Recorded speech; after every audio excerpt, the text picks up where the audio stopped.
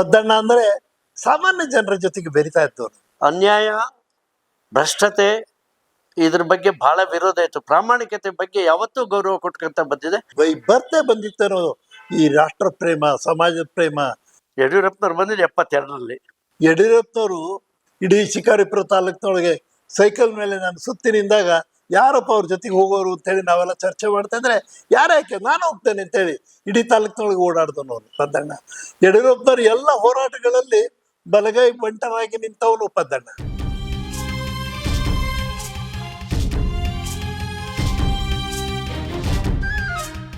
ನಲವತ್ತೈದು ದಿವಸ ಜೈಲಲ್ಲಿದ್ದೆ. ಆದ್ರೆ ತನಗೇನಾರು ಬೇಕು, ತನಗೇನಾರು ಕೊಡಿಸ್ಕೊಡಿ, ತನಗೇನಾರು ಮಾಡಿಸ್ಕೊಡಿ ಅಂತಕ್ಕಂಥ ಮಾತು ಎಂದೂ ಪದ್ದಣ್ಣನ ಬಾಯಲ್ಲಿ ಬರಲಿಲ್ಲ.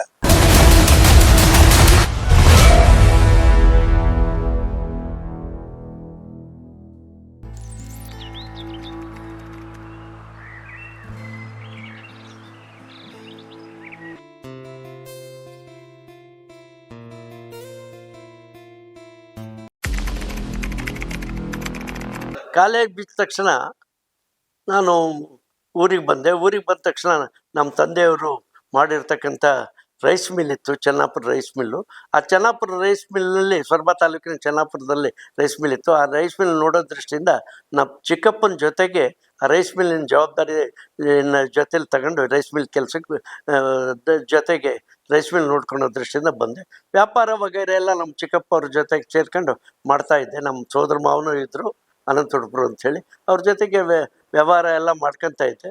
ಅದ್ರ ಜೊತೆಗೆ ಜಮೀನು ಸ್ವಲ್ಪ ತಗೊಂಡು ಜಮೀನು ಮಾಡ್ಕೊತ ಬರ್ತಿದ್ದೆ.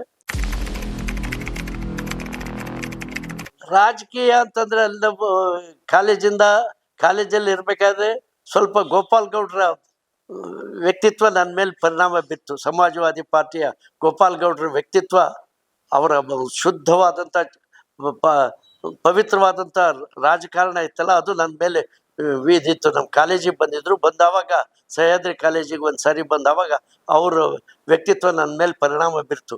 ಆ ದೃಷ್ಟಿಯಿಂದ ನನಗೆ ಅನ್ಯಾಯ, ಭ್ರಷ್ಟತೆ ಇದ್ರ ಬಗ್ಗೆ ಬಹಳ ವಿರೋಧ ಇತ್ತು. ಪ್ರಾಮಾಣಿಕತೆ ಬಗ್ಗೆ ಯಾವತ್ತೂ ಗೌರವ ಕೊಟ್ಕೊಂತ ಬಂದಿದೆ. ರಾಜಕೀಯ ಕ್ಷೇತ್ರದಲ್ಲಿ ನನಗೆ ಮೊದಲಿಂದಲೂ ಒಂಚೂರು ಆಸಕ್ತಿ ಇತ್ತು. ಆ ಸಂದರ್ಭದಲ್ಲಿ ಶಿಕಾರಿಪುರ ತಾಲೂಕಿಗೆ ಜಿ ಬಸವಣ್ಣಪ್ಪನವರು ಅಂಥೇಳಿ ಎಲ್ಲ ಸಮಾಜವಾದಿ ಪಕ್ಷದಿಂದ ನಿಂತಿದ್ರು. ಆವಾಗ ಜನಸಂಘ ಏನು ಇರಲಿಲ್ಲ. ಶಿಕಾರಿಪುರ ಮತ್ತು ಸೊರಬ ತಾಲೂಕಿನಲ್ಲಿ ಎರಡರ ಕಡೆನೂ ಇರಲಿಲ್ಲ. ಸೊರಬ ತಾಲೂಕಿನಲ್ಲಿ ಬಂಗಾರಪ್ಪನವ್ರನ್ನ ಎಲೆಕ್ಷನ್ ನಿಲ್ಲಿಸ್ಬೇಕು ಅಂತ ಯೋಚನೆ ಮಾಡಿದ್ರು. ನನಗೂ ಹುಚ್ಚಿತ್ತು, ಹುಡುಗ ಇದ್ದೆ, ನನಗೂ ಉರುಪಿತ್ತು. ದೃಷ್ಟಿಯಿಂದ ಬಂಗಾರಪ್ಪನವರು ಒಂದು ಅಧ್ಯಕ್ಷತೆ ಒಳಗೆ ಸಭೆ, ನಮ್ಮ ರೈಸ್ ಮಿಲ್ಲಲ್ಲೇ ಸಭೆ ಮಾಡಿ ಅವರನ್ನು ಚುನಾವಣೆ ನಿಲ್ಲಿಸ್ಬೇಕು ಅಂತ ತೀರ್ಮಾನ ಮಾಡಿದ್ವಿ. ಬಸವಣ್ಣಪ್ಪನವ್ರನ್ನು ಶಿಕಾರಿಪುರ ತಾಲೂಕಿಗೆ ನಿಲ್ಲಿಸ್ಬೇಕು ಅಂತ ತೀರ್ಮಾನ ಮಾಡಿದ ತಕ್ಷಣ ಬಸವಣ್ಣಪ್ಪನವ್ರ ಎಲೆಕ್ಷನನ್ನು ಮತ್ತು ಬಂಗಾರಪ್ಪನವ್ರ ಎಲೆಕ್ಷನ್ನ 67ನೇ ಇಸ್ವಿಲಿ ಚುನಾವಣೆ ಮಾಡಿದೆ ನಾನು. ಸಮಾಜವಾದಿ ಪಾರ್ಟಿ ದೃಷ್ಟಿಯಿಂದ ಗೋಪಾಲ್ ಗೌಡರು ನಾನು ಭಾಳ ಆತ್ಮೀಯರಾಗಿದ್ದರಿಂದ, ಭಾಳ ಅವ್ರ ಬಗ್ಗೆ ನನಗೆ ಗೌರವ ಇದ್ದಿಂದ ಸಮಾಜವಾದಿ ಪಾರ್ಟಿಯಿಂದ ಚುನಾವಣೆ ಮಾಡಿದ್ವಿ. ಇಬ್ಬರೂ ಗೆದ್ದರು. ಆ ಸಂದರ್ಭದಲ್ಲಿ ಬಸವಣ್ಣಪ್ಪನವರು ಗೆದ್ದರು, ಬಂಗಾರಪ್ಪನವರು ಗೆದ್ದರು. ನಂತರದಲ್ಲಿ ಬಸವಣ್ಣಪ್ಪನವರು ಪಕ್ಷಾಂತರ ಮಾಡಿದರು. ಆ ಸಂದರ್ಭದಲ್ಲಿ ಪಕ್ಷಾಂತರ ಮಾಡಿದವಾಗ ನಮಗೆ ಕಾಂಗ್ರೆಸ್ಸಿಗೆ ಹೋದರು, ಮಂತ್ರಿಗಳಾದಮೇಲೆ ಒಂದು ಸಾರಿ ಶಿರಾಳಕೊಪ್ಪಕ್ಕೆ ಅವ್ರನ್ನ ಮೆರವಣಿಗೆ ಮೇಲೆ ಬದ್ರಿನಾರಾಯಣ ಹಿಂಗಾರು ಅವರು ಇಬ್ಬರು ಸೇರಿ ಮೆರವಣಿಗೆ ಮೇಲೆ ಕರ್ಕೊಂಬರಕ್ಕೆ ಮಾಡಿದರು. ಆವಾಗ ಮೆರವಣಿಗೆ ಪೊಲೀಸ್ ಸ್ಟೇಷನ್ ಎದುರುಗಡೆ ಬರ್ತಾಯಿತ್ತು. ಅವಾಗ ನಾನು ನೋಡಿದವಾಗ ಇವರು ಈ ಪಾರ್ಟಿಯಿಂದ ಬಂದರು, ಆ ಪಾರ್ಟಿಗೆ ಹೋದ್ರಲ್ಲ ಅಂತ ನಾನು ತಡ್ಕೊಳಕ್ಕಾಗಲಿಲ್ಲ. ಸೀದಾ ಅವರು ಬರ್ತಿರ್ಬೇಕಾದ್ರೆ ಧಿಕ್ಕಾರ ಹೇಳ್ಕೊಂಡು, ನಾನಿನ್ನೂ ಹುಡುಗ ಅವಾಗ, ಅವರ ಟ್ರ್ಯಾಕ್ಟ್ರ್ ಮೇಲೆ ಏರಿಬಿಟ್ಟೆ. ಏರಿದ ತಕ್ಷಣ ಪೊಲೀಸ್ನವರು ಇವರೆಲ್ಲ ಬಂದು ಹಿಡ್ಕೊಂಡು ಹೋಗಿ ತಗೊಂಡೋಗಿ ಮಾಡಿದ್ರು. ಮೆರವಣಿಗೆ ನಡೀತು. ಮಂತ್ರಿಗಳೇ ಆಗಿದ್ರು. ಧಿಕ್ಕಾರಕ್ಕೆ ಹೋದ್ವಿ.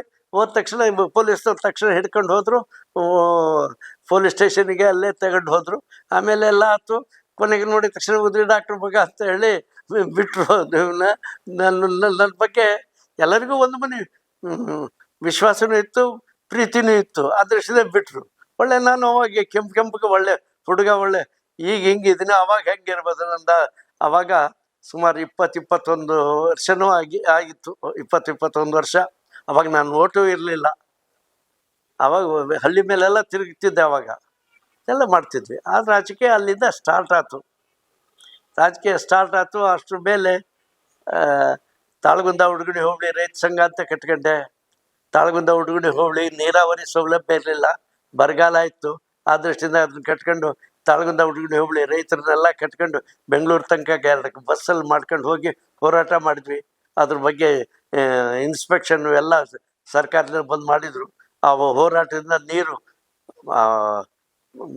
ಬರೋದಕ್ಕೆ ಸಾಧ್ಯ ಇಲ್ಲ ಇದು ಅಂತ ಹೇಳಿ ಎಲ್ಲ ತೀರ್ಮಾನ ಕೊಟ್ಟರು. ಅಷ್ಟಾದ್ಮೇಲೆ ಅದನ್ನ ಬಿಟ್ವಿ.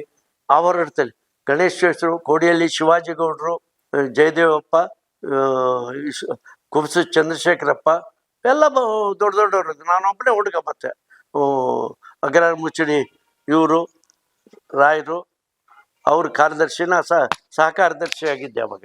ಒಂದ್ಸರಿ ಇನ್ನೊಂದು ಎಲೆಕ್ಷನ್ನಿಗೆ ಜನಸಂಘದಿಂದ ಕ್ಯಾಂಡಿಡೇಟ್ ಹಾಕಬೇಕು ಅಂತ ಹೇಳಿ ಎಲ್ಲ ಬಂದು ಒತ್ತಾಯ ಮಾಡಿದರು.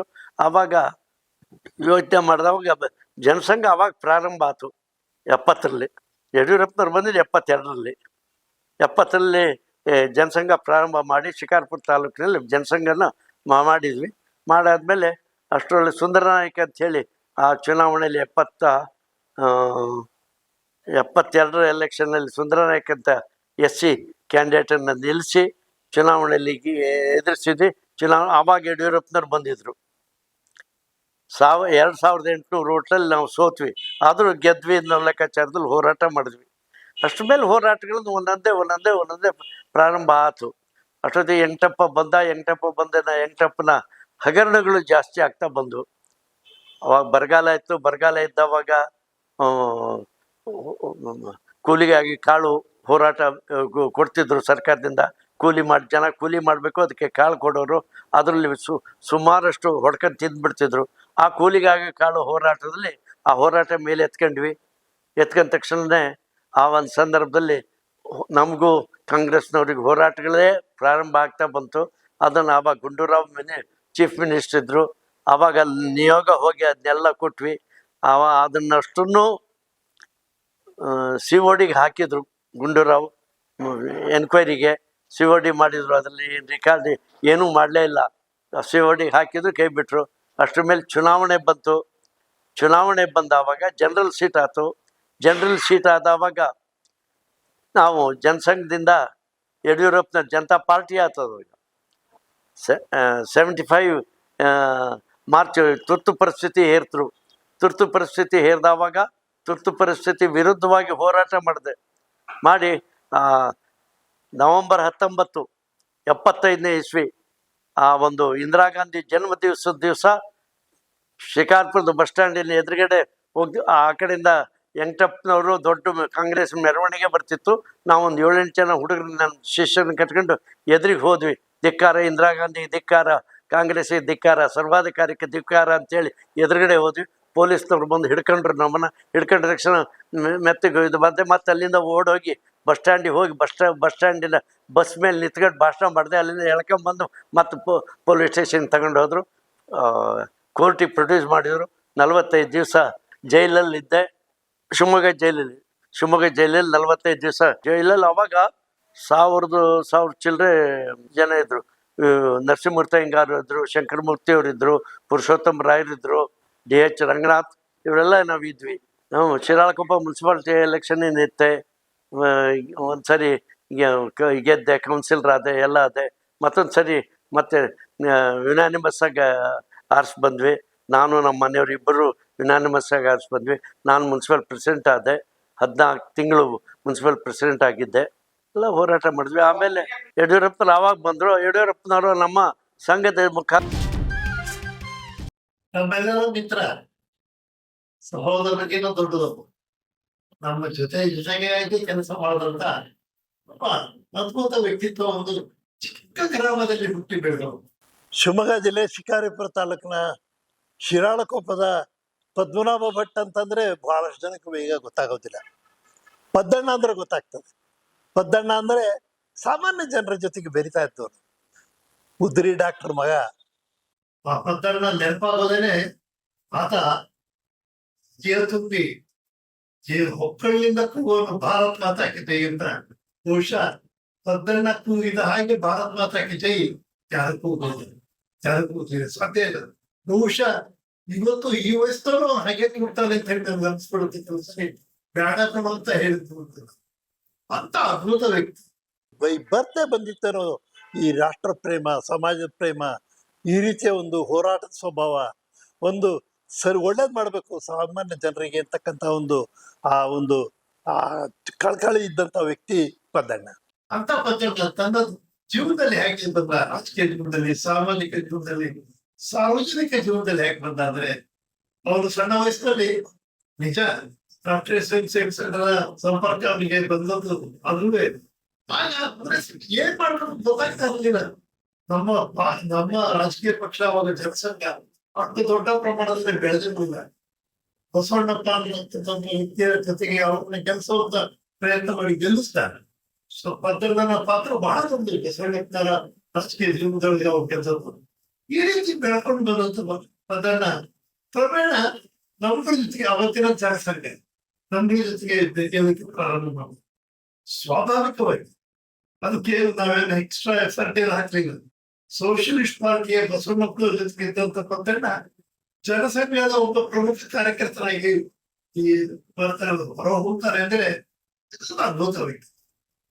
ಅವನ ಜೀವನದಲ್ಲಿ ಅವನು ಮಾಡಿರ್ತಕ್ಕಂಥ ಸಾಧನೆಗಳನ್ನ ನಾವು ನೋಡ್ಬೇಕು. ಅವನು ಯಾವ ರೀತಿ ಯಡಿಯೂರಪ್ಪನವರು ಜೀವನದೊಳಗೆ ಒಂದು ಹಂತದಲ್ಲಿ ಇಡೀ ಶಿಕಾರಿಪುರ ತಾಲೂಕಿನೊಳಗೆ ಸೈಕಲ್ ಮೇಲೆ ನಾನು ಸುತ್ತಿ ನಿಂದಾಗ ಯಾರಪ್ಪ ಅವ್ರ ಜೊತೆಗೆ ಹೋಗೋರು ಅಂತೇಳಿ ನಾವೆಲ್ಲ ಚರ್ಚೆ ಮಾಡ್ತಾ ಇದ್ರೆ, ಯಾರ್ಯಾಕೆ ನಾನು ಹೋಗ್ತೇನೆ ಅಂತೇಳಿ ಇಡೀ ತಾಲೂಕಿನೊಳಗೆ ಓಡಾಡ್ದವನು ಅವನು ಪದ್ದಣ್ಣ. ಯಡಿಯೂರಪ್ಪನವ್ರ ಎಲ್ಲ ಹೋರಾಟಗಳಲ್ಲಿ ಬಲಗೈ ಬಂಟನಾಗಿ ನಿಂತವನು ಪದ್ದಣ್ಣ. ಅವ್ರ ಜೊತೆಗಿರೋನು. ಆದ್ರೆ ತನಗೇನಾರು ಬೇಕು, ತನಗೇನಾರು ಕೊಡಿಸ್ಕೊಡಿ, ತನಗೇನಾರು ಮಾಡಿಸ್ಕೊಡಿ ಅಂತಕ್ಕಂಥ ಮಾತು ಎಂದೂ ಪದ್ದಣ್ಣನ ಬಾಯಲ್ಲಿ ಬರಲಿಲ್ಲ. ಎಮರ್ಜೆನ್ಸಿ ಒಳಗೆ ನಮ್ಮನ್ನೆಲ್ಲ ಅವತ್ತಿನ ಸರ್ಕಾರ ಜೈಲಿಗೆ ಬಂಧನ ಹಾಕ್ಬಿಟ್ರೆ ಪದ್ದಣ್ಣ ಅಂತ ಒಬ್ಬ ಸಾಧಾರಣ ಒಬ್ಬ ಕಾರ್ಯಕರ್ತವನು. ಅವನೇನ್ ಬಹಳ ದೊಡ್ಡ ಲೀಡರ್ ಅಂತ ಅನ್ಸಲಿಲ್ಲ. ಅವನು ಕಾರ್ಯ ಸುತ್ತಮುತ್ತ ಒಂದು ಎಮರ್ಜೆನ್ಸಿ ಮೂಲಕವಾಗಿ ಆಂದೋಲನಗಳನ್ನು ನಡೆಸಲಿ, ಪ್ರೇರಣೆ ಕೊಟ್ಟಿರ್ಲಿ. ಯಾರ ಮನೆಯಲ್ಲಿ ಯಾವಾಗೂ ಎಲ್ಲೋ ಓಡಾಡಿಕೊಂಡು ಪರಿಸ್ಥಿತಿ ಹೇಗಿಸುತ್ತೆ ಆ ಒಂದು ಅದ್ಭುತ ಹೋರಾಟ ಪದ್ದಣ್ಣ ರಾಜಕೀಯ ಜೀವನದೊಳಗೆ ಎಂದು ಯಾವುದೇ ಸ್ಥಾನಗಳಿಗೆ ಆಸೆಪಟ್ಟಿವಿ. ಯಡಿಯೂರಪ್ಪ ಗೊತ್ತಾಗ ಯಡಿಯೂರಪ್ಪನ ಕೆಲಸದ ಉದ್ದೇಶ ಬೇರೆ ನಾನೇನಾಗ್ತೀನಿ ಅವ್ನು ಎಷ್ಟು ಚಿಂತೆ ಮಾಡಲಿಲ್ಲ. ನನಗೆ ಗೊತ್ತಿರುವ ಹಾಗೆ ನಾನಂತೂ ಆ ಕಾಲದಲ್ಲೇ ಶಿವಮೊಗ್ಗ ಜಿಲ್ಲೆಯಲ್ಲಿ ಒಂದು ಪ್ರಮುಖ ಸ್ಥಾನದಲ್ಲಿದ್ದವನು. ಎದ್ದು ಪದ್ದಣ್ಣ ಬಂದು ನನಗಿಂತ ಸ್ಥಾನ ಕೊಡಿಸು, ಇದೊಂದು ಗೌರವ ಕೊಡಿಸಿದ್ದ ಕೇಳಿದ್ದು ನೆನಪಾ ಇಲ್ಲ. ಅದು ಕಲ್ಪನೆ ಮಾಡಕ್ಕಾಗಲ್ಲ. ಬಹುಶಃ ಈಗೇನಾದ್ರು ಯಾಕೋ ಪದ್ದಣ್ಣ ಹಾಗೆ ಮಾಡ್ದೆ ಆ ಕಾಲದಲ್ಲಿ ಇದ್ರೆ ಪದ್ದಣ್ಣ ಸಿಟ್ಟಾಗಿ ನನ್ನಿಂದ ಮಾತು ಬಿಟ್ಟ ಅನ್ನೋದು ಮತ್ತೆ ಕೇಳಿದ್ರು. ಅಂತ ವ್ಯಕ್ತಿತ್ವ ಪದ್ದಣ್ಣ. ಒಂದು ಈ ರಾಷ್ಟ್ರೀಯತೆ ಬಗ್ಗೆ, ಈ ಸಮಾಜದ ಬಗ್ಗೆ, ರಾಷ್ಟ್ರೀಯತೆ ಈ ದೇಶದ ಬಗ್ಗೆ, ಸಮಾಜ ಬಡವರ ಬಗ್ಗೆ ಪದ್ದಣ್ಣ ಏನು ಕರ್ಕೊಂಡು ಬಂದ. ಅವ್ರು ಮಾಡಿದಂತ ಕಾರ್ಯಗಳು, ಕೆಲಸಗಳು, ಸಂಘಟನಾತ್ಮಕ ಚಾತುರ್ಯ ಮತ್ತೆ ಯಾವುದೇ ಸಂದರ್ಭದೊಳಗೆ ತಪ್ಪುಗಳಾದಾಗ ಅನ್ಕಾಂಪ್ರಮೈಸಿಂಗ್ ಎಂದೂ ಹೋಗ್ತಾ ಇರಲಿಲ್ಲ. ಯಾರೇ ತಪ್ಪು ಮಾಡಿದ್ರು ಅವ್ನು ಒಪ್ಪೋದಕ್ಕೆ ಸಾಧ್ಯನೇ ಇರಲಿಲ್ಲ, ಒಪ್ತಾನೂ ಇರಲಿಲ್ಲ. ಅವರು ಹೋರಾಟಗಳನ್ನ ಇಷ್ಟೊಂದು ಮಾಡ್ಕೊಂಡು ಬಂದ. ನಮ್ ಜೊತೆಗೆ ಎಲ್ಲಾ ಕಡೆ ಓಡಾಡ್ದ. ಇಡೀ ದೇಶ ಸುತ್ತಬೇಕಾದ ಸಂದರ್ಭ ಅಂದ್ರೆ ಅದಕ್ಕೂ ಬರೋನು. ಅಹಮದಾಬಾದಿಗೆ ಕರ್ಕೊಂಡೋಗಿದ್ದೆ, ದೆಹಲಿ ಕರ್ಕೊಂಡೋಗಿದ್ದೆ. ಆ ಕರ್ಕೊಂಡೋಗಿದ್ದಿದ್ರೆ ನಾನು ಅವ್ರಿಗೆ ದುಡ್ಡು ಕೊಟ್ಟು ಕಾಸು ಕೊಟ್ಟಲ್ಲ, ಅವ್ರವ್ರ ಚಾರ್ಜ್ ಅವ್ರವ್ರು ಹಾಕೋಬೇಕು. ಅದನ್ನ ಹಾಕೊಂಡು ಹೋಗುವಂತ ಕಾಲ ಅದು. ಅದನ್ನು ಮಾಡ್ದ ಪದ್ದಣ್ಣ.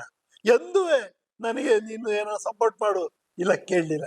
ಈ ರೀತಿ ಸಮಾಜದ ಬಗ್ಗೆ, ಸಾಮಾನ್ಯ ಜನರ ಬಗ್ಗೆ ಕಳಕಳಿ ಇದ್ದಂತ ಇರುವಂತ ವ್ಯಕ್ತಿ ಪದ್ದಣ್ಣ.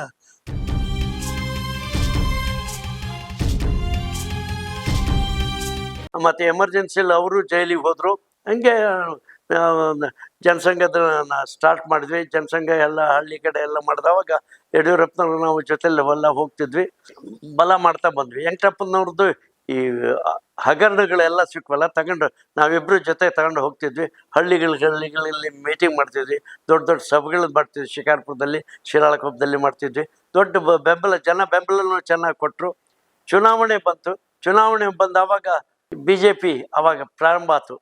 ಜನಸಂಘ ಹೋಗಿ BJP ಆಯ್ತು, ಜನತಾ ಪಾರ್ಟಿ ಇತ್ತು. ಆಮೇಲೆ ಜನಸಂಘ ಜನತಾ ಪಾರ್ಟಿ ಆಯ್ತು. ಜನತಾ ಪಾರ್ಟಿ ಆದ್ಮೇಲೆ ಜನತಾ ಪಾರ್ಟಿ ಹೊಡೆದಾಗಿ BJP ಜನತಾ ಪಾರ್ಟಿ ಬೇರೆ ಬೇರೆ ಆಯ್ತು. ನಾವು BJPಯಿಂದ ಯಡಿಯೂರಪ್ಪನವ್ರನ್ನ ಎಲೆಕ್ಷನ್ ನಿಲ್ಲಿಸಿ ಹೋರಾಟ ಮಾಡಿದ್ವಿ.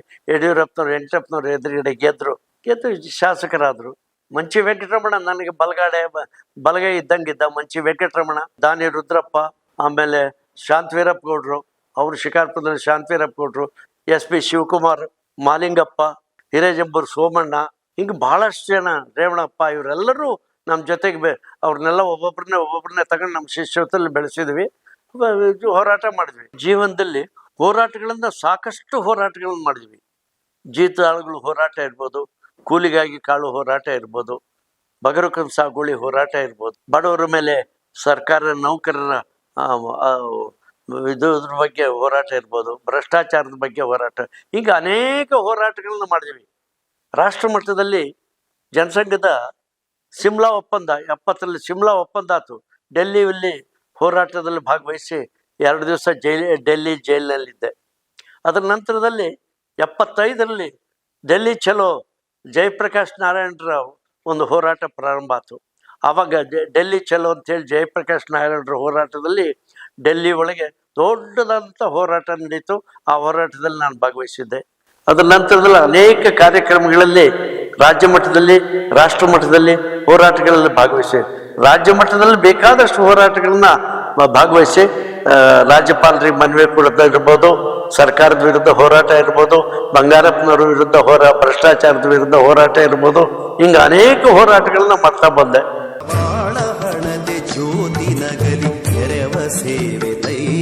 ನಂದು ಅಂತಕ್ಕಂಥದ್ದು ಏನೂ ಇಟ್ಕೊಂಡಿಲ್ಲ. ನಾನು ನೇತ್ರದಾನ, ದೇಹದಾನ ಎಲ್ಲ ಮಾಡಿದ್ದೀನಿ. ನಂದೇ ಆದಂಥದ್ದು ಏನೂ ಇಲ್ಲ. ನನ್ನ ಕಣ್ಣನ್ನ ನೇತ್ರದಾನ ಮಾಡಿಬಿಡ್ಬೇಕು ಶಂಕರ ಐ ಹಾಸ್ಪಿಟ್ಲಿಗೆ. ದೇಹವನ್ನು ಮೆಗಾನ್ ಹಾಸ್ಪಿಟ್ಲಿಗೆ ಕೊಟ್ಬಿಡ್ಬೇಕು ಅಂತ ತೀರ್ಮಾನ ಮಾಡಿದ್ದೀನಿ. ಯಾವುದೇ ಧಾರ್ಮಿಕ ಕಾರ್ಯಕ್ರಮಗಳು ಮಾಡಬಾರ್ದು.